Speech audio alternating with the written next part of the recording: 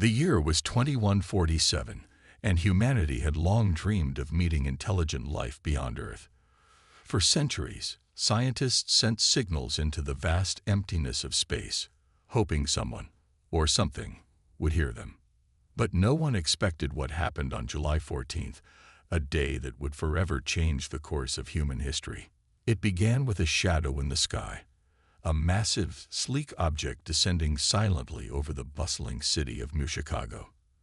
At first, people thought it was some kind of experimental aircraft or a malfunctioning satellite falling back to Earth. But as the object grew closer, its true nature became undeniable. It wasn't made by humans. Its surface shimmered like liquid metal, but absorbed light instead of reflecting it, making it look like a hole torn in the fabric of reality. Panic spread through the streets as millions watched the alien ship hover above the city center. Dr. Elena Voss, an astrophysicist working at the nearby Global Space Research Institute, rushed outside when she heard the commotion. She stood among the crowd, her heart pounding as she stared up at the colossal vessel. "This is it," she whispered to herself, half in awe and half in fear. Humanity's first contact with extraterrestrial life had finally arrived, but not in the way anyone imagined. For hours, nothing happened. The ship simply floated there, silent and unmoving. Some people cheered, thinking this might be the start of a new era of peace and discovery. Others screamed warnings, convinced the aliens were about to attack. Governments around the world scrambled to respond, but no one knew what to do. Should they try to communicate? Attack? Wait for the aliens to make the first move? Then, without warning, beams of light shot down from the ship, enveloping 12 random civilians in the crowded square below. People screamed and scattered, running for cover as the lights lifted their victims high into the air.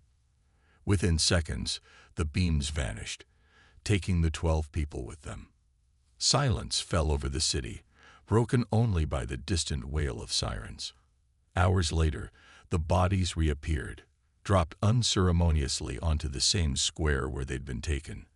They were unrecognizable, their forms twisted and mangled beyond comprehension. Blood pooled around them, staining the pavement red. Witnesses collapsed in horror, while others vomited at the sight. News outlets broadcast the gruesome images worldwide, sparking outrage and terror. How could beings capable of such advanced technology commit such a barbaric act? Governments immediately condemned the attack, calling it an act of war. Military leaders demanded retaliation, arguing that humanity couldn't show weakness in front of a potential threat. Dr. Elena Voss, however, begged for caution. Standing before a hastily assembled panel of UEC officials, she pleaded, "We don't know why they did this. Maybe it was a misunderstanding. If we retaliate blindly, we could escalate things further. We need to understand them before we act." But her words fell on deaf ears. Fear ruled the day, and humanity prepared to strike back. Little did they know, their response would unleash consequences far greater than anyone could have imagined. The stage was set for a conflict that would test the limits of survival and morality for both species. The team sprinted back toward the shuttle, their hearts pounding with a mix of relief and lingering fear. The alien leader's gesture had been ambiguous. A fragile olive branch extended amidst the ruins of mistrust and destruction. But Elena knew the message wasn't enough on its own. The uploaded data was complex, blending humanity's art, emotions, and achievements into a single transmission. Yet the alien systems were unstable, overwhelmed by the influx of foreign information. If the core rejected it, everything they had risked would be for nothing. As they neared the shuttle, alarms blared again, louder this time. A ship seemed to writhe around them, its organic walls pulsing erratically. Sparks flew from conduits overhead, and the hum that had filled the corridors grew into a deafening roar. "It's destabilizing," Elena shouted, clutching her tablet as warning lights flashed across its screen. "The system can't handle the upload. It's going to overload." Ria grabbed her arm, pulling her forward. "Then we fix it or get out of here. Now," she barked, glancing over her shoulder at the chaos unfolding behind them. But Elena shook her head, planting her feet firmly. No. If I leave now, the message will fail. They won't understand us. We'll lose our chance. Her voice cracked with desperation. She turned to Rhea, her eyes blazing with determination. I have to stay. I'm the only one who can stabilize the system. Rhea froze, torn between duty and loyalty. Leaving Elena behind meant certain death, but forcing her to come would doom billions. You're insane, Rhea growled, gripping Elena's shoulders. You think throwing your life away fixes anything? It's not about me, Elena replied, her tone softening. It's about giving humanity a future. Please, Rhea, you have to trust me. For a moment, Rhea hesitated, her jaw clenched tight. Then, with a curse, she shoved Elena toward the central chamber. Fine, but if you survive this, I'll kill you myself, she snapped, though her voice betrayed the depth of her emotion. Elena ran back into the heart of the ship, where the crystalline core pulsed wildly, threatening to collapse under the strain of the uploaded message. She connected her tablet directly to the structure, her fingers flying over the keyboard as she worked to recalibrate the system. Lines of code scrolled faster than ever before, each command buying precious seconds. Sweat dripped down her face as the vibrations intensified, shaking the floor beneath her feet. Outside, Rhea and the remaining Iron Hawk reached the shuttle. Go, Rhea ordered, slamming her fist against the controls. Get us out of here. As the engines roared to life, she stared back at the ship through the viewport, her chest tightening. Deep down, she knew Elena wouldn't make it out alive, but she also knew there was no other choice. Back in the core chamber, Elena completed the final adjustments. The system stabilized just as the energy surge peaked, flooding the room with blinding light. She smiled faintly, knowing she had succeeded. Humanity's message was safe, but the force of the explosion knocked her off her feet, and the world around her dissolved into white-hot brilliance. When the shuttle emerged from the alien vessel, the mothership shuddered violently. A wave of energy rippled outward, knocking debris aside like leaves in a storm. For a moment, it seemed the entire ship might self-destruct. But then, slowly, the vibrations subsided, and the massive craft ascended higher into the atmosphere, vanishing beyond the clouds. Inside the shuttle, Rhea sat in silence, her fists clenched so tightly her knuckles turned white. She didn't cry. Not yet. There would be time for grief later. For now, all she could do was whisper Elena's name, vowing to honor her sacrifice. Far above, the alien leader observed Earth one last time. The seedling image lingered in its mind, a fragile hope planted in scorched soil. Perhaps humanity deserved another chance after all. The world was in chaos. Images of the 12 mutilated bodies dominated every screen, from news broadcasts to social media feeds. The sheer brutality of the act shocked humanity to its core. Protests erupted in cities worldwide, with people demanding justice or revenge. Governments struggled to maintain order as fear and anger boiled over. In New Chicago, where the attack had occurred, streets were deserted except for military patrols trying to keep looters at bay. The atmosphere felt heavy, like a storm about to break. At the United Earth Coalition, UEC, headquarters in Geneva, leaders from across the globe convened for an emergency summit. The room buzzed with tension as delegates argued over how to respond. Some called for diplomacy, urging patience and investigation. Others demanded immediate action, claiming that hesitation would only embolden the aliens. General Marcus Hale, a grizzled war veteran with decades of combat experience, stood at the center of the debate. His voice cut through the noise like a blade. "We can't sit here wringing our hands while they kill innocent people," he growled, slamming his fist on the table. "This isn't just an attack. It's a declaration of war. If we don't hit back now, they'll see us as weak. And trust me, weakness invites annihilation." His words resonated with many in the room. After all, humanity had spent centuries preparing for this moment, not through peaceful outreach, but through weapons development. Nuclear arsenals, advanced drones, and orbital defense systems had been designed with one purpose in mind: protecting Earth from threats beyond its borders. Now it seemed those preparations would finally be put to use. Dr. Elena Voss sat quietly at the edge of the room, her face pale but determined. She knew General Hale's stance carried weight, especially among military officials who saw violence as the default solution. But she couldn't stay silent any longer. Rising slowly, she addressed the assembly, her voice steadied despite the turmoil inside her. "General, I understand your concerns," she began, meeting his steely gaze. "But what if this wasn't an act of war? What if it was a mistake? We don't know anything about these beings, their motives, their culture, or even how they communicate. Attacking them without understanding could make things worse. Imagine if they retaliate because they think we're the aggressors." Her argument sparked murmurs of agreement from some delegates, but most dismissed her plea as naive. To them, the evidence was clear. The aliens had killed humans without provocation. Diplomacy sounded nice in theory, but time was running out. Every second they delayed gave the invaders more opportunity to strike again. By the end of the meeting, the decision was unanimous. Humanity would retaliate.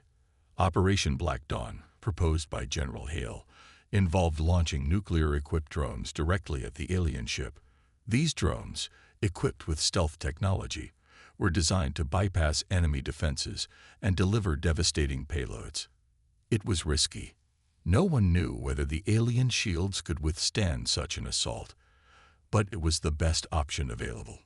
As the plan went into motion, Elena watched helplessly from the sidelines. Her attempts to delay the launch failed, drowned out by the overwhelming tide of fear and fury. Soldiers worked tirelessly to prepare the drones, their movements mechanical yet urgent. Outside, crowds gathered, holding candles for the victims while chanting slogans like "Protect Earth" and "No Mercy for Monsters." In the final hours before the strike, Elena found herself staring at the alien ship through a window. It still hovered ominously above New Chicago, unmoving and silent. For a brief moment, she wondered what the aliens thought of humanity. Did they see them as savages, or perhaps something else entirely? Whatever the answer, it was too late to find out. At midnight, the countdown began. Rockets roared into the sky, carrying humanity's hopes and fears toward the unknown. As the missiles streaked toward their target, Elena closed her eyes, whispering a silent prayer. She didn't know what would happen next, but one thing was certain: there was no turning back now. Elena Voss worked tirelessly in her underground lab, surrounded by glowing fragments of alien technology and stacks of handwritten notes. The air was thick with tension, but also a glimmer of hope. Her discovery that the aliens had misinterpreted humanity's violent broadcasts as evidence of aggression gave her a new purpose: to send them a different message, one that showcased humanity's creativity, compassion, and resilience. But crafting such a message wasn't easy. Alien communication systems operated on principles far beyond human understanding. Their language wasn't just spoken or written. It seemed to blend light, sound, and emotion into complex patterns that defy translation. Every attempt Elena made to replicate these patterns ended in frustration. Yet she refused to give up. "If we can show them who we really are," she muttered to herself, "maybe they'll see we're worth saving." Her breakthrough came unexpectedly one night when she connected a fragment of alien tech to an old Earth device, a music player containing recordings of classical symphonies. As the haunting strains of Beethoven's Ninth Symphony filled the room, something incredible happened. The alien fragment began to pulse in sync with the melody, its lights shifting in intricate rhythms. It was as if the music resonated with the alien system, bridging the gap between two vastly different species. Inspired, Elena expanded her efforts. She compiled a library of humanity's greatest achievements: paintings, poetry, scientific discoveries, and acts of kindness captured in images and videos. She included recordings of laughter, children playing, and people helping one another during disasters. These weren't just random pieces. They were carefully chosen to convey emotions like joy, love, and unity. For the first time, Alina felt confident that this message could change how the aliens viewed humanity. However, transmitting it directly to the alien ship posed a significant challenge. The mothership's defenses were impenetrable, and any attempt to approach it would likely result in immediate destruction. That's where Captain Rhea Torres and the Iron Hawks came in. When Alina explained her plan, Rhea hesitated at first. Sneaking aboard the alien vessel sounded suicidal. But after seeing the passion in Alina's eyes and realizing this might be humanity's last chance, she agreed to help. The mission required meticulous planning. Using scavenged cloaking technology, the team modified a small shuttle capable of bypassing the ship's shields. Alina insisted on joining the mission, arguing that only she understood the alien systems well enough to upload the message. Rhea reluctantly agreed, knowing they couldn't afford failure. As the day of the mission approached, nerves ran high. The team gathered in their hidden base, checking equipment and rehearsing every step. Rhea addressed them with quiet determination. "This isn't just about survival anymore," she said. "It's about proving we're better than they think we are. If we succeed, we might save billions of lives. If we fail—" She trailed off, letting the weight of her words sink in. On the morning of the operation, the shuttle launched under the cover of darkness. Inside, Alina clutched her tablet tightly, reviewing the message one last time.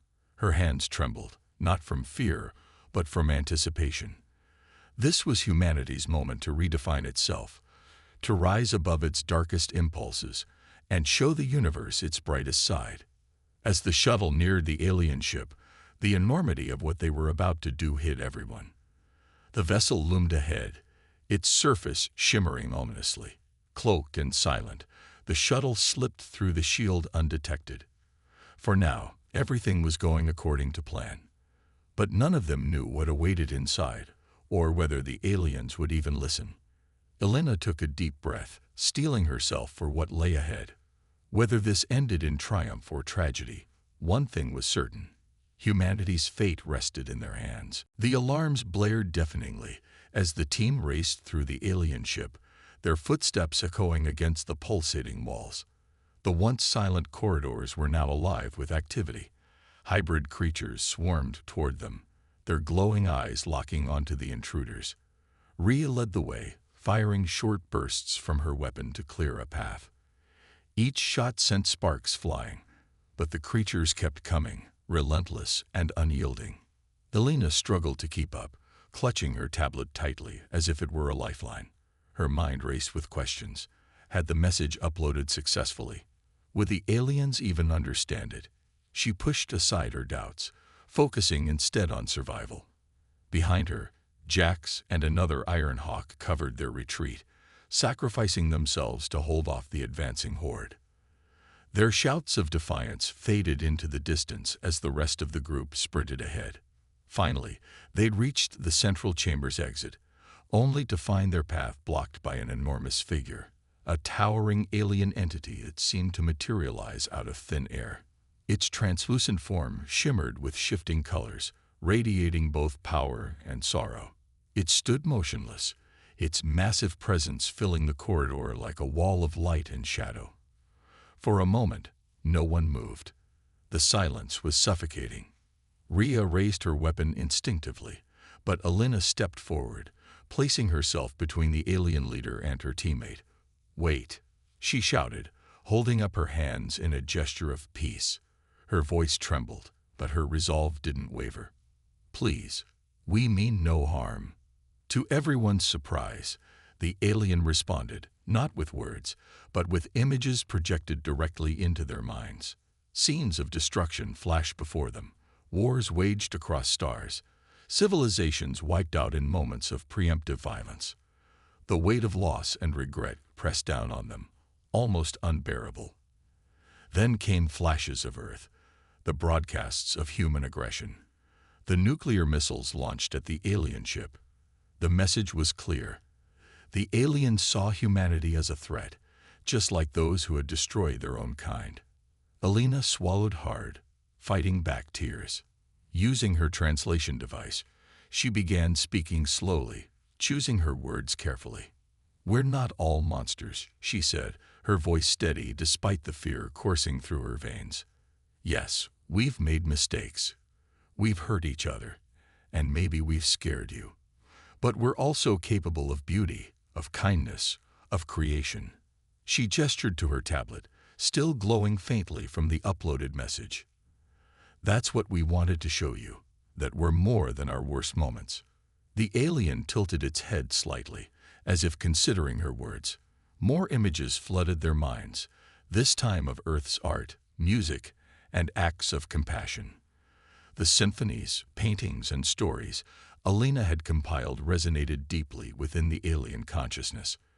For the first time, doubt flickered in its luminous gaze. Rhea watched the exchange, torn between hope and skepticism. Her finger hovered over the trigger of her weapon, ready to act if things turned violent. "Alina," she whispered urgently, "we don't have much time." But Alina ignored her, stepping closer to the alien. "You don't have to destroy us," she pleaded. "Give us a chance to prove we can change, to be better." For what felt like an eternity, the alien remained silent. Then, with a wave of its hand, the hybrids retreated, leaving the corridor empty. The alarms ceased, plunging the ship into eerie quiet. The alien leader extended a tendril-like appendage toward Alina, brushing it gently against her tablet. A surge of energy coursed through the device, confirming that the message had been received and understood. Rhea lowered her weapon cautiously, though her grip remained firm. "What happens now?" she asked, her voice barely audible. The alien turned its gaze to her, projecting one final image, a fragile seedling sprouting from scorched earth. It was a symbol of renewal, but also a warning. Humanity would be given a second chance, but only if they chose a different path. As the team backed away, heading toward the shuttle, Alina couldn't shake the feeling that this encounter marked the beginning of something far greater than any of them could comprehend.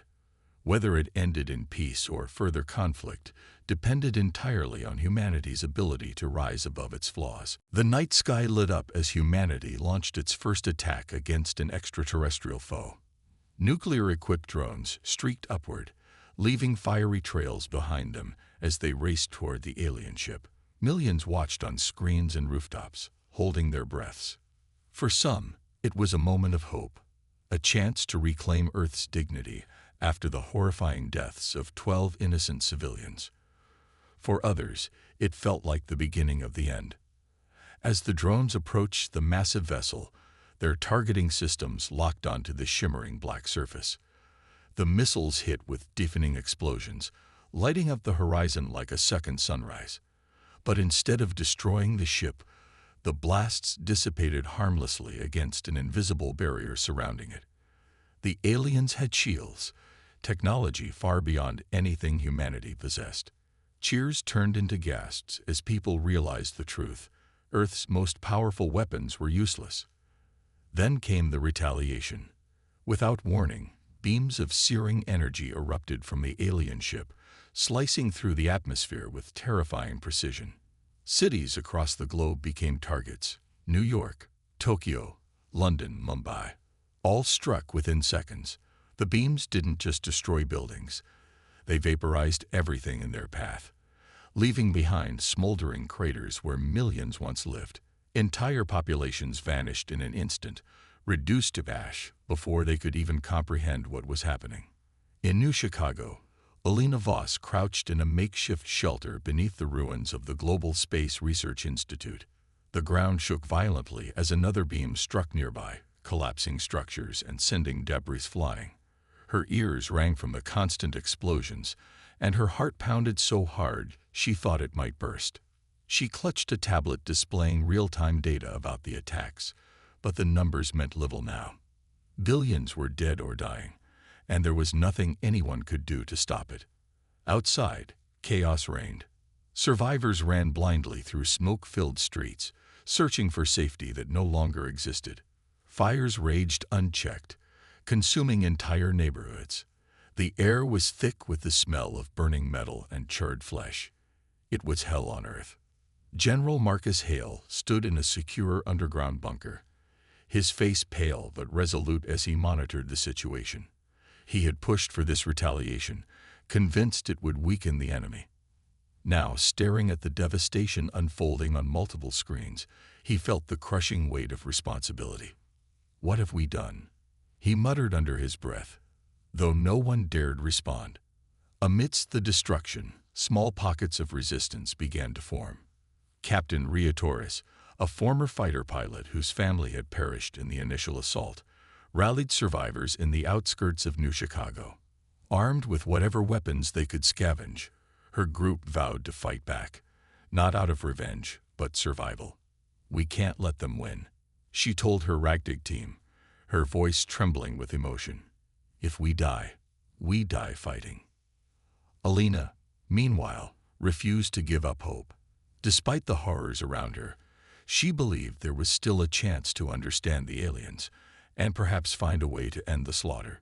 Using fragments of alien tech recovered from earlier attacks, she worked tirelessly to decode their language and motives. Her hands trembled as she typed furiously on her laptop, knowing time was running out. Hours passed, and the attacks finally ceased. The alien ship remained suspended above the ruined city, silent once again. The world lay shattered, its cities reduced to rubble, and its people scattered like leaves in a storm. Humanity had gambled everything on a single strike, and lost. But deep down, Alina knew this wasn't over. If they wanted to survive, they needed answers. And those answers lay hidden somewhere inside that ominous black vessel hovering above them.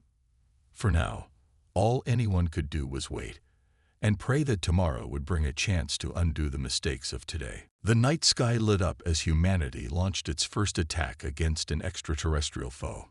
Nuclear-equipped drones streaked upward, leaving fiery trails behind them as they raced toward the alien ship. Millions watched on screens and rooftops, holding their breaths.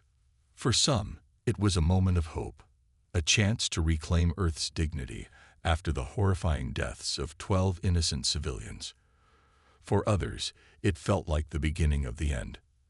As the drones approached the massive vessel, their targeting systems locked onto the shimmering black surface. The missiles hit with deafening explosions, lighting up the horizon like a second sunrise. But instead of destroying the ship, the blasts dissipated harmlessly against an invisible barrier surrounding it. The aliens had shields, technology far beyond anything humanity possessed. Cheers turned into gasps as people realized the truth. Earth's most powerful weapons were useless. Then came the retaliation. Without warning, beams of searing energy erupted from the alien ship, slicing through the atmosphere with terrifying precision. Cities across the globe became targets. New York, Tokyo, London, Mumbai, all struck within seconds. The beams didn't just destroy buildings. They vaporized everything in their path, leaving behind smoldering craters where millions once lived. Entire populations vanished in an instant, reduced to ash before they could even comprehend what was happening. In New Chicago, Alina Voss crouched in a makeshift shelter beneath the ruins of the Global Space Research Institute. The ground shook violently as another beam struck nearby, collapsing structures and sending debris flying. Her ears rang from the constant explosions, and her heart pounded so hard she thought it might burst. She clutched a tablet displaying real-time data about the attacks, but the numbers meant little now. Billions were dead or dying, and there was nothing anyone could do to stop it. Outside, chaos reigned. Survivors ran blindly through smoke-filled streets, searching for safety that no longer existed. Fires raged unchecked, consuming entire neighborhoods. The air was thick with the smell of burning metal and charred flesh. It was hell on earth. General Marcus Hale stood in a secure underground bunker, his face pale but resolute as he monitored the situation. He had pushed for this retaliation, convinced it would weaken the enemy. Now, staring at the devastation unfolding on multiple screens, he felt the crushing weight of responsibility. "What have we done?" he muttered under his breath, though no one dared respond. Amidst the destruction, small pockets of resistance began to form. Captain Torres, a former fighter pilot whose family had perished in the initial assault, rallied survivors in the outskirts of New Chicago. Armed with whatever weapons they could scavenge, her group vowed to fight back, not out of revenge, but survival. "We can't let them win," she told her ragtag team, her voice trembling with emotion. "If we die fighting." Alina, meanwhile, refused to give up hope.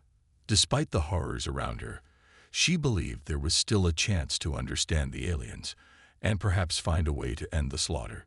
Using fragments of alien tech recovered from earlier attacks, she worked tirelessly to decode their language and motives.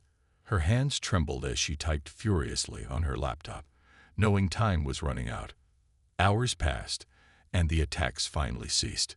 The alien ship remained suspended above the ruined city, silent once again. The world lay shattered, its cities reduced to rubble, and its people scattered like leaves in a storm. Humanity had gambled everything on a single strike, and lost. But deep down, Alina knew this wasn't over. If they wanted to survive, they needed answers. And those answers lay hidden somewhere inside that ominous black vessel hovering above them. For now, all anyone could do was wait, and pray that tomorrow would bring a chance to undo the mistakes of today. The alien ship disappeared into the stars, leaving Earth silent and scared but alive. For the first time in weeks, the skies were clear of destruction, and the air felt lighter, though not free of sorrow. Humanity had survived, but at a cost no one could easily measure. Billions were gone, cities lay in ruins, and the wounds of loss ran deep. Yet amidst the devastation, there was also hope, a fragile, flickering light that refused to be extinguished. In the days following the aliens' departure, survivors began to emerge from hiding, their faces etched with grief, but also determination. Captain Torres became a symbol of resilience as she led efforts to rebuild New Chicago. Using scavenged alien technology, her team worked tirelessly to restore basic necessities like clean water, electricity, and shelter. The same tech that had once been used to fight the invaders now powered makeshift hospitals and communication networks. Slowly, life began to stir again in the ashes. But it wasn't just about survival anymore. It was about change. Alina Voss's sacrifice had shown humanity what it meant to rise above its darkest impulses. Her final act of courage inspired people around the world to rethink how they lived, interacted, and rebuilt. Monuments were erected in her honor, not just for Alina, but for all those who had died during the conflict. At the center of New Chicago stood a statue of Alina holding a tablet, its screen glowing faintly with an image of Earth surrounded by constellations. Beneath it read a simple inscription: "We are more than our worst moments." The aliens left behind more than memories. They offered advanced technology as a gesture of goodwill. These gifts came with conditions, transmitted through fragmented messages decoded by surviving scientists. The aliens urged humanity to use their newfound tools wisely, warning against repeating past mistakes. It was clear they still viewed humans with caution, but they were willing to give them a chance. Under Ria's leadership, small teams collaborated with the remaining UEC officials to distribute alien tech equitably. Instead of hoarding resources for themselves, communities worked together to ensure everyone had access to food, medicine, and education. For the first time in history, nations put aside old rivalries to focus on collective recovery. Even former enemies found common ground, united by shared trauma and the desire to build something better. Artists played a crucial role in this new era. Painters, musicians, and writers drew inspiration from Alina's message, creating works that celebrated unity and resilience. Murals depicting scenes of cooperation covered the walls of ruined buildings, while concerts brought people together under starlit skies. Humanity's creativity became its strongest weapon, not against others, but against despair. As months turned into years, Earth transformed. Cities rose anew, blending human ingenuity with alien innovation. Skyscrapers shimmered with bioluminescent panels, powered by sustainable energy sources. Farms thrived using alien agricultural techniques, feeding populations that had once faced starvation. And though scars remained, so did the lessons learned from pain and sacrifice. Rhea often visited Elena's monument, standing quietly before it, as if speaking to her old friend. "You did it," she would say softly. "You showed us we're capable of more." Though she missed Elena every day, Rhea found solace in knowing her legacy lived on, not just in statues or stories, but in the hearts of those who chose to rebuild differently. High above, the aliens watched silently, monitoring humanity's progress. They didn't trust completely, nor should they have, but they saw potential where once they had seen only threat. In the vastness of space, two civilizations began to take tentative steps toward understanding, bound by tragedy and hope. And so, humanity stepped forward into an uncertain future, guided by the belief that even after the darkest nights, dawn could break anew. As the days turned into weeks, humanity clung to survival by sheer willpower. The alien ship remained ominously suspended in the sky, a constant reminder of Earth's fragility.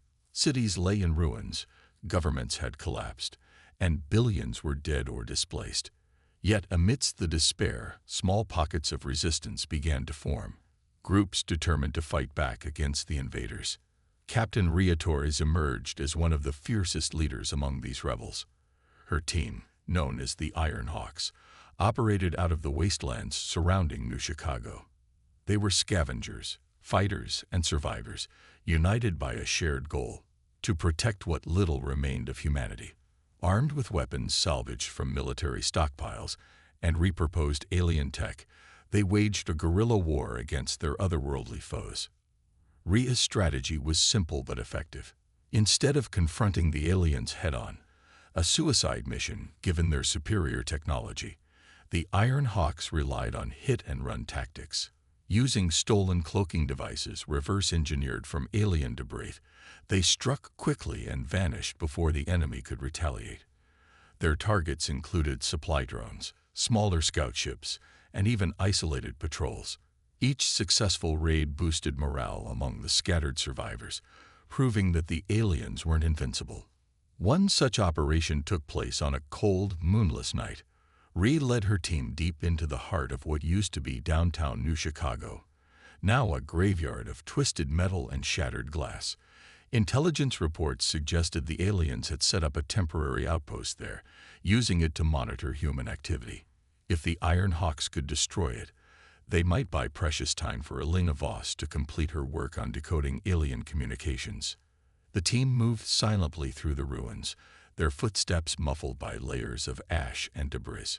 Rhea signaled for them to split into pairs, each assigned to disable specific parts of the outpost. As they approached, the eerie hum of alien machinery filled the air.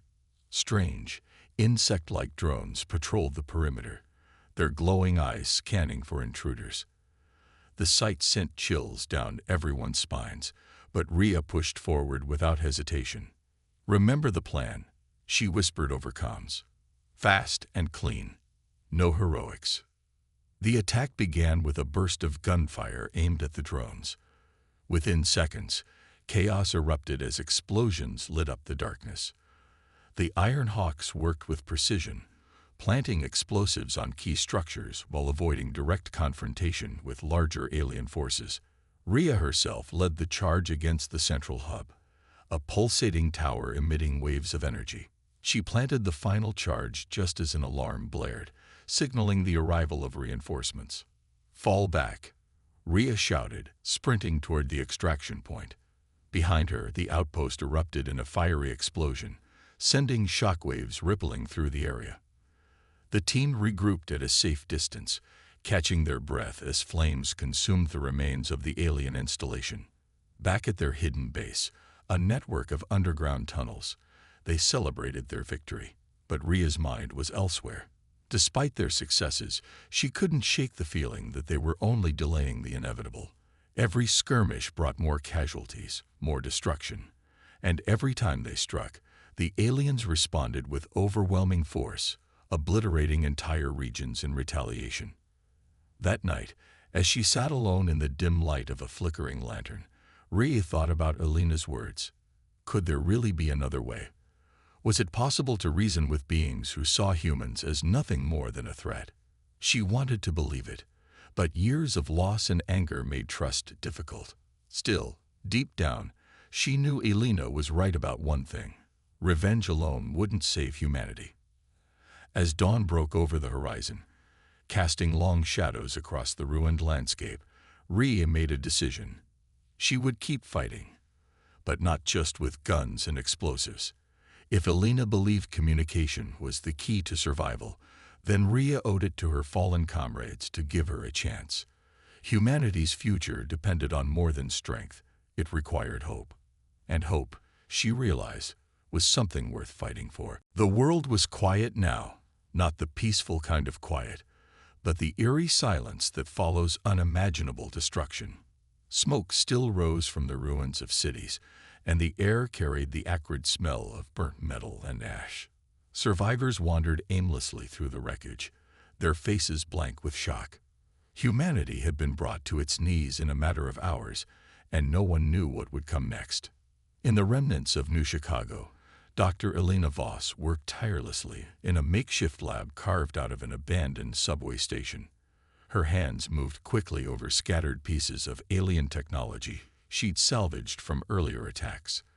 The fragments were strange, smooth, organic-looking objects that pulsed faintly with an inner light. They didn't resemble any human-made device, yet they seemed to hum with intelligence, as if alive. Alina's mind raced as she analyzed the data streaming across her tablet. She wasn't just looking for answers. She was searching for hope. If humanity couldn't fight back with weapons, maybe it could find another way, through understanding. But decoding an alien language was no small task. Every symbol, every pattern, felt like a puzzle designed by a species whose logic was entirely foreign. For days, she barely slept, fueled only by adrenaline and sheer determination. Finally, late one night, something clicked. A fragment of code began to make sense, a repeating sequence that matched patterns in Earth's radio transmissions. It dawned on her. The aliens weren't just observing humanity. They were studying it. And not just recent broadcasts. They had access to decades' worth of television shows, news reports, and even violent war footage sent into space via radio waves. Her heart sank as realization hit. To these beings, humanity must have looked like a threat. A primitive, aggressive species obsessed with conflict. Their attack on the 12 civilians might not have been random cruelty, but a preemptive strike based on what they perceived as dangerous behavior. They think we're monsters, she whispered to herself, staring at the glowing fragments. We've been broadcasting our worst side to the universe all along. Determined to share her findings, Alina risked traveling to the UEC headquarters, now relocated to a fortified underground facility outside Denver. Along the way, she encountered remnants of society. Starving refugees huddled around fires, scavengers looting abandoned buildings, and armed patrols trying to maintain order. Each face reminded her of the stakes. If she failed, there might be nothing left to save. When she finally reached the bunker, General Marcus Hale greeted her with skepticism. "You're telling me they attacked us because of TV?" he asked, his tone dripping with disbelief. "That's your big theory." "It's more than that," Alina shot back, refusing to back down. "They've seen centuries of human violence, wars, massacres, terrorism. To them, we're unpredictable and dangerous. What happened wasn't an act of hatred, it was self-defense, or at least what they thought was self-defense." Hale rubbed his temples, visibly torn. He wanted to dismiss her explanation, but deep down, he knew she might be right. Still, convincing others wouldn't be easy. Many leaders saw the aliens as pure evil, incapable of reason or negotiation. Trusting Alina's hypothesis meant admitting humanity's role in provoking the attack and swallowing their pride. As Alina prepared to present her evidence to the council, Captain Rhea Torres arrived unexpectedly. Rhea had heard rumors about Alina's work and demanded to hear it firsthand. Though initially hostile, Rhea softened when Alina explained her discoveries.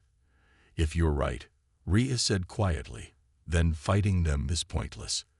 We can't win this war unless we change how they see us." Alina nodded, exhaustion etched on her face. "That's exactly why I need your help. If we can send them a new message, one that shows who we really are, it might give us a chance." But time was running out. The alien ship still loomed above Earth, silent and watchful. No one knew when, or if, it would strike again. As Alina and Rhea planned their next move, both women felt the weight of responsibility pressing down on them. This wasn't just about survival anymore. It was about proving that humanity deserved a future. And somewhere high above, the aliens waited, watching every move.